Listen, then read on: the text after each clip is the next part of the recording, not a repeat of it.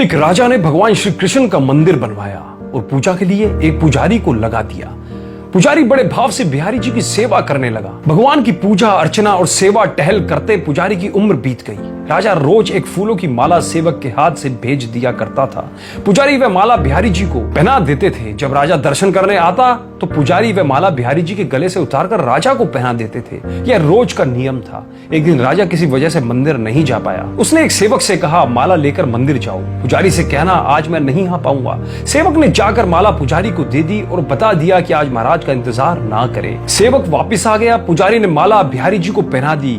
फिर उन्हें विचार आया कि आज तक मैं अपने बिहारी जी की चढ़ी माला राजा को ही पहनाता रहा हूँ। कभी ये सौभाग्य मुझे नहीं प्राप्त हुआ। जीवन का कोई भरोसा नहीं कब रूठ जाए। आज मेरे प्रभु ने मुझ पर बड़ी कृपा की है। राजा आज आएंगे नहीं तो क्यों ना ये माला मैं पहन लूं। यही सोचकर पुजारी ने बिहारी जी के गले से माला उतारकर स्वयं पहन ली। इतने में सेवक आया और उसने बताया कि राजा की सवारी बस मंदिर में पहुंचने ही वाली है। यह सुनकर पुजारी कांप गया। उसने सोचा, अगर राजा ने माला मेरे गले में देख ली तो मुझ पर क्रोधित होंगे। इस भय से उन्होंने अपने गले से माला उतारकर बिहारी जी को फिर से पहना दी। जैसे ही राजा दर्शन को आया तो पुजारी ने नियम अनुसार फिर से वह माला उतारकर राजा के गले में ही पहना दी। माला पहना रहे थे तभी राजा को माला में एक सफेद बाल दिखा। राजा को सारा माजरा समझ आ गया कि पुजारी ने माला स्वयं पहन ली थी और फिर निकालकर वापस डाल दी होगी। पुजारी ऐसा छल करता है यह सोचकर राजा को बहुत गुस्सा आया। उसने पुजारी जी से पूछा, पुजारी जी ये सफेद बाल किसका है? पुजारी को लगा कि अगर सच बोलता हूं तो राजा दंड दे देंगे, इसलिए जान छुड़ाने के लिए पुजारी ने कहा, महाराज ये सफेद बाल तो बिहारी जी का है। अब तो राजा गुस्से से आग बबूला हो गया कि ये पुजारी झूठ पर झूठ बोले जा रहा है। भला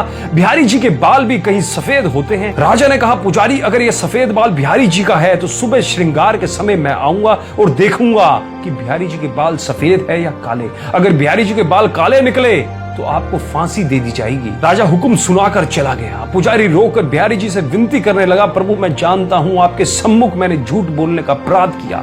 अपने गले में डाली माला पुनः आपको पहना दी। आपकी सेवा करते करते मैं वृद्ध हो गया। यह लालसा ही रही कि कभी आपको चढ़ी माला पहनने का सौभाग्य नहीं मिला। इसी लोभ में यह सब अपराध हुआ। मेरे ठाकुर जी पहली बार ये लोभ हुआ है और ऐसी विपत्ति आ पड़ी। मेरे नाथ अब नहीं होगा ऐसा अपराध। अब आप ही बचाइए, नहीं तो कल सुबह मुझे फांसी पर चढ़ा दिया जाएगा। पुजारी सारी रात रोते रहे। सुबह होते ही राजा मंदिर में आ गया। उसने कहा कि आज प्रभु का श्रृंगार वह स्वयं करेगा। इतना कहकर राजा ने जैसे ही मुकुट हटाया तो हैरान रह गया। बिहारी जी के सारे बाल सफेद थे। राजा को लगा पुजारी ने जान बचाने के लिए बिहारी जी के बाल रंग दिए होंगे। गुस्से में तमतमाते हुए उसने बाल की जांच करनी चाहिए, बाल असली है या नकली। तो अब समझने के लिए उसने जैसे ही बिहारी जी के बाल तोड़े, बिहारी जी के सर से खून की धार बहने लगी। राजा ने प्रभु के चरण पकड़ लिए और क्षमा मांगने लगा। बिहारी जी की मूर्ति से आवाज आई, राजा तुमने आज तक मुझे केवल मूर्ति ही समझा, इसलिए आज से मैं तुम्हारे लिए मूर्ति ही हूं।